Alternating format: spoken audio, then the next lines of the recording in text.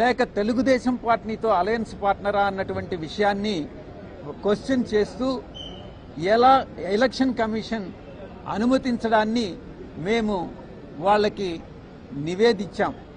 ఇలా అనుమతించడం సమంజసమేనా అన్నటువంటి విషయాన్ని ఎలక్షన్ కమిషన్ దృష్టికి జరిగింది. ఇక రెండవ విషయం, జనసేన అన్నటువంటిది unrecognised political party. Glass symbol అన్నటువంటిది ఒక జనరల్ సింబల్. అటువంటి సింబల్ని గతంలో 2019 ఎన్నికల్లో గడిచినటువంటి ఎన్నికల్లో glass symbol throughout the state ఇవ్వడం జరిగింది.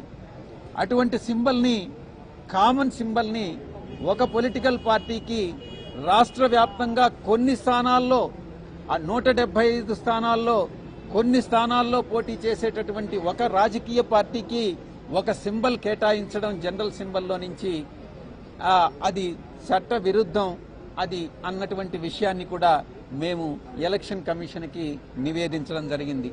ఈ రెండు విషయాలు కాకుండా మరొక విషయం, మూడవ అంశం,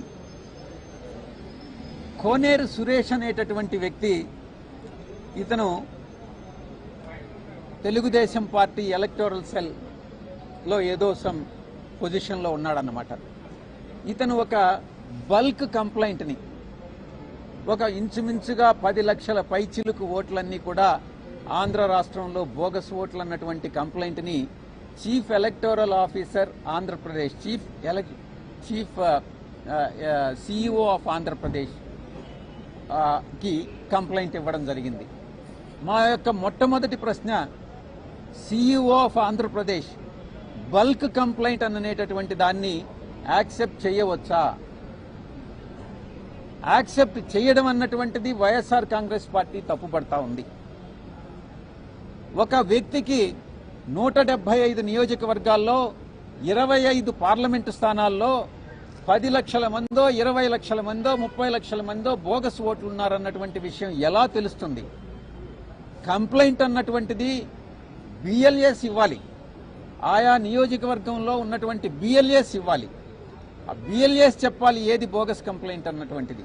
అంతేకాని ఒక వ్యక్తి, తెలుగుదేశం పార్టీకి చెందినటువంటి ఒక వ్యక్తి రాష్ట్రంలో 175 స్థానాల్లో ఎన్ని బోగస్ ఓట్స్ ఉన్నాయి అన్నటువంటిది చెప్పాడు, కంప్లైంట్ ఇచ్చాడు అని అంటే ఆ కంప్లైంటే బోగస్ కంప్లైంట్. కాబట్టి అతని మీద చర్యలు తీసుకోవాలి అన్నటువంటి విషయాన్ని మేము ఎలక్షన్ కమిషన్ దృష్టికి తీసుకురావడం జరిగింది. ఇక మేము అతనిచ్చిన కంప్లైంట్ని చీఫ్ ఎలక్టర్ సిఇఓ ఆంధ్రప్రదేశ్ జిల్లా మొత్తం 26 జిల్లాలకి కలెక్టర్లకి పంపించడం జరిగింది. 26 జిల్లాల కలెక్టర్లకి కూడా పంపించినటువంటి ఈ యొక్క కంప్లైంట్ దాన్ని ఈఆర్ఓస్, ఎలక్టోరల్ రిజిస్టర్డ్ ఆఫీసర్స్, ఆ రెస్పెక్టివ్ కలెక్టర్స్ అందరూ కూడా ఎంక్వైరీ చేసి దాని మీద రిపోర్ట్ని ఎంతవరకు ఇది బోగసు, ఎన్ని ఓట్స్ జెన్యూన్ అన్నటువంటి విషయాన్ని రిపోర్టుని ఎలక్షన్ కమిషన్కి సబ్మిట్ చేయడం జరిగింది. ఒక్కసారి మీరు ఆలోచించండి, ఎంత బ్యూరోక్రాటిక్ టైంని వేస్ట్ చేస్తున్నారు. నిజంగా ఈ యొక్క 26 జిల్లాల్లో అతను ఇచ్చినటువంటి ఆ కంప్లైంట్ని వెరిఫై చేస్తే దాంట్లో మేము ఆర్టీఐ ద్వారా మేము ఇన్ఫర్మేషన్ సేకరించి 3 జిల్లాలకు సంబంధించి ఇన్ఫర్మేషన్ సేకరించి దాన్ని మేము ఎలక్షన్ కమిషన్కి నివేదించడం జరిగింది.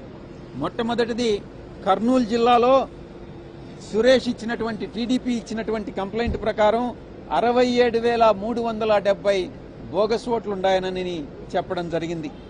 దాంట్లో ఈఆర్ఓస్ వెరిఫై చేసిన తర్వాత నిజంగా దాంట్లో 67,370 ఓట్లకు కాదు 59,054 ఓట్లు జెన్యూన్ ఓట్స్ అన్నటువంటిది తేలింది.